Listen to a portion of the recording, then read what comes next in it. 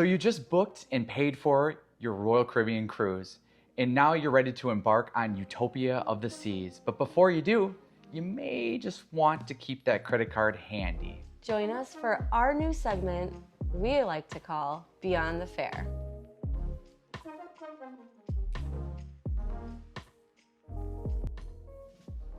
There are many unforeseen costs that come along with your cruise, not just the fare.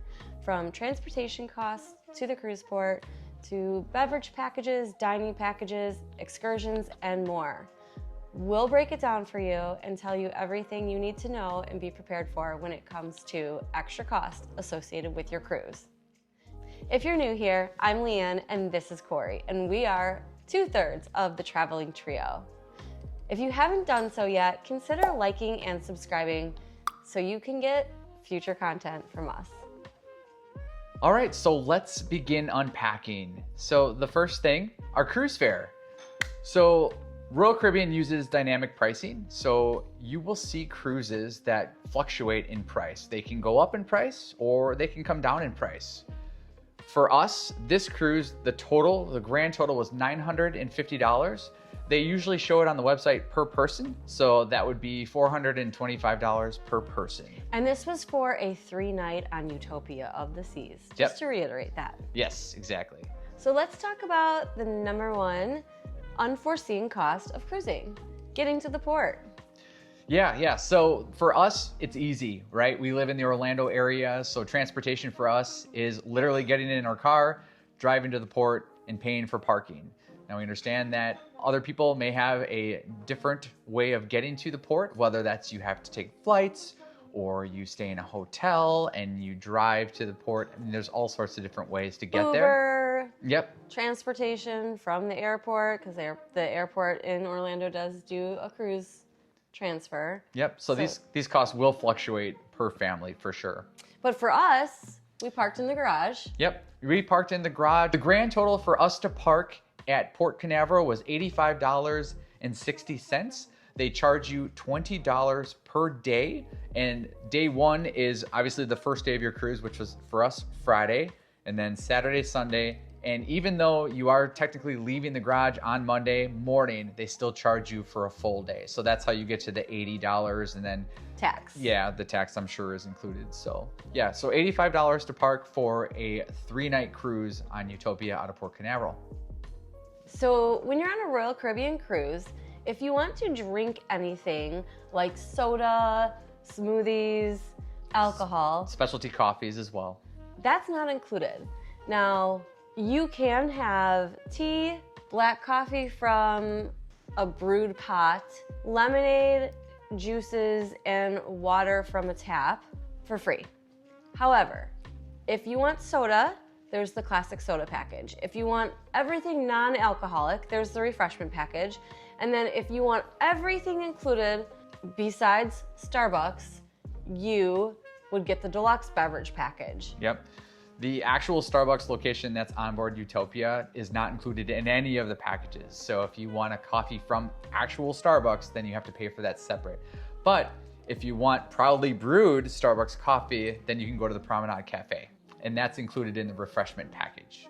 So for our cruise, we paid $191.08 for the refreshment package. So that is a dollar amount per day per person. And it also includes an 18% gratuity that is averaged into it. So you'll see that before you purchase the refreshment package, it'll say it's a certain dollar amount per day. For us, it was 35% off by booking online and booking early. So we paid $26.99 a person per day.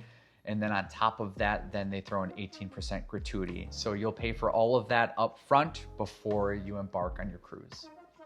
The second expense that we had on board, especially since we have a child at home that we like to be able to keep in contact with, is the Wi-Fi package. Yes. So the Wi-Fi package, unless you are Star Class or Sky Class, is not included. So you will need to pay, and it is a per day, per device cost. For us, it was 35% off if we had booked it previously, like if you booked it before you went onto the ship. I think we actually paid the same price being like on the ship, and they charge you. We're willing to negotiate. They were. They were. They were. Okay, I don't remember that. Yeah, they negotiated with us for that price. What I found interesting is, so it was $19.99 per device per day, but our total was $86.37, which leads me to believe that we got charged for Friday, Saturday, Sunday, and Monday, even though Monday wasn't a full day. That's a bummer. Yeah, so I thought that was interesting. It's expensive too, I feel. I do too. A pro tip there, only get the one device because you can transfer that internet between two phones throughout the day. So unless you both need, as many members are in your party need to be connected to the internet at all times, then splurge, I guess, and get it all. But for us, one device was totally fine. Again, we just wanted to keep in contact with our son. So that worked out well for us. And if you don't want to pay for internet at all, book Star Class. Or you could still text. Or you could still text on board, which they told us you couldn't. But that is not accurate. If you are on the ship's Wi-Fi, you still can text. And if your party is all on the ship together, there really is no need for internet unless you have to be connected to home. You can communicate through their app with each other. Yeah, that is very true. But I guarantee you, a lot of people love to be on social media. So. Another unforeseen expense that you may incur, but you don't have to, is the cost of premium dining on board. We are seasoned Royal Caribbean cruisers and we know what we like, and we don't like main dining. So we always have to factor in specialty dining into our cruise fare. Yeah, and so we ended up getting the unlimited dining package, but you can always book that per restaurant. You don't have to get unlimited dining for the entire cruise. If there's just one specialty restaurant you want to go to, you can book that separately. Book it ahead of time before you embark on your cruise and you'll get a discount. For us, the unlimited dining package was $41.99 per person per day, which was 35% off, which was purchased pre-cruise as a pre-cruise savings. And that total price was $297.28. So for us, unlimited dining is definitely worth the cost of being on a Royal Caribbean ship. We are used to main dining through Disney Cruise Line, and I can tell you, apples to apples, the main dining on Disney and the main dining at Royal do not compare in the slightest. So for us to enhance our cruise, we always tend to gravitate towards specialty dining. That does get you dinner each night. So on Utopia, Friday, Saturday, and Sunday, we ended up going to the Mason Jar, Hooked, and the third one was Central Park 150? Yeah. 150 Central Park? 150 Central Park. So we took advantage of dinner every single night. They also include one lunch. So for us, we went to Izumi. It's lunch on a sea day. And that cost was an additional $35.40 because they do charge a surcharge for Izumi on top of the unlimited dining. So do keep that in mind if you book Hibachi at Izumi. If you do just sushi, there's a prefix menu and there is no surcharge for that. And then you also get a certain dollar amount at other specialty venues throughout your trip. So Playmakers, Johnny Rockets, Giovanni's Wine Bar, things like that, you get a certain amount of dollars to spend per day. And you can go to all three of them in one day and spend. So you have that every single day of your cruise. Yeah, I think we got $20 at Playmakers each, and I can tell you, we didn't even come close to spending that. So I love unlimited dining because it gives you all of the different options. You pay for it before you even get on the ship, so it's almost like that money is already spent. So one really exciting thing about cruising is visiting new cities, new ports of call. However, to really enjoy those ports of call, we recommend highly booking excursions in those ports. If you book them through the cruise line, they guarantee that the ship won't leave without you. Yeah, that so is it's nice, but there is an additional cost that you have to plan for with excursions. Yeah, and if you book them ahead of time before you get on the ship, again, you'll usually get a discount.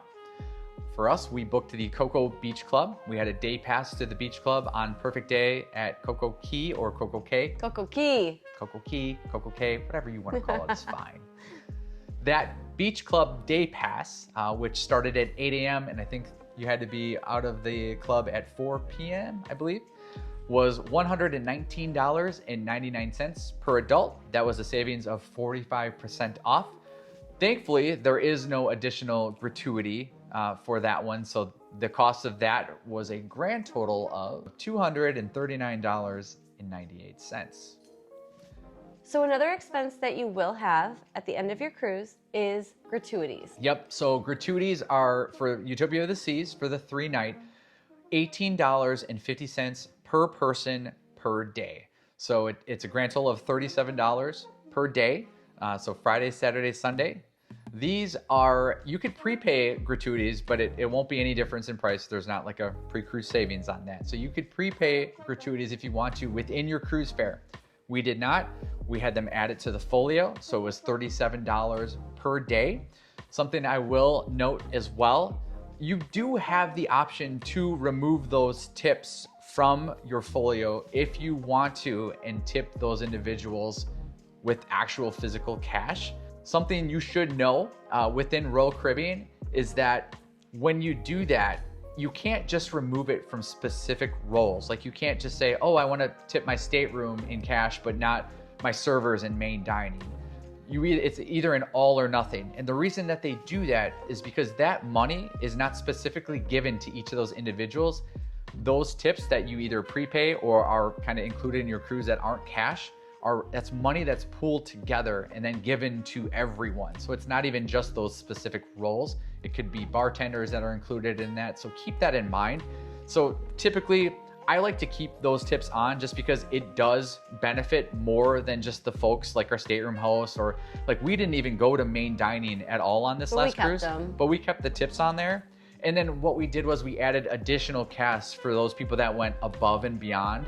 And also with the unlimited dining package, the same thing. So they include an 18% gratuity. So when you get your bill, it may zero out, but we provide additional money on top of that if we got exceptional service. Yeah, which we did every night. Yeah. Exceptional service. Exceptional. They are wonderful. Yeah. And then one other place that you'll want to prepare for spending money on alcoholic drinks, if you don't get the deluxe beverage package, the casino, if you decide that you want to gamble, and anything you want to purchase on board via shopping. So yeah, it's great to find a cheap cruise, but there are additional expenses that you are going to want to be prepared for and plan for.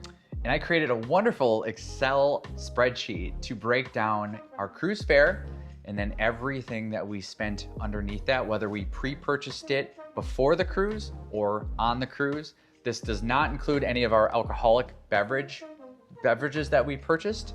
And it also does not include anything that we may have spent at the casino or gifts. So this is kind of just everything that would be standard. And I'll put that list up now and you can take a look.